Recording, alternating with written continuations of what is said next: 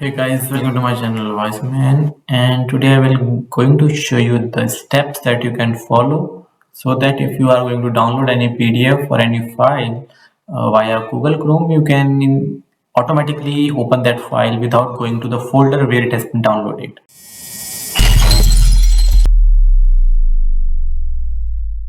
So let's say this is a PDF file that I want to download. So if I just click on this download button, and as soon as it gets downloaded, you can see that now this PDF file has been opened automatically, right? So how to automatically open the PDF file after the download completes? So for that, what you to do, click on these three dots and then go to settings, which is over here, and then over here click on this and then go to downloads option, right? Go to downloads option, and now as you can see, show downloads when they are done. Check this on.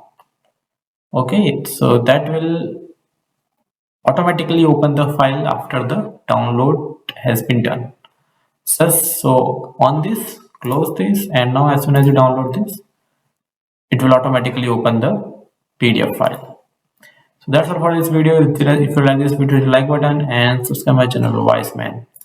Thank you.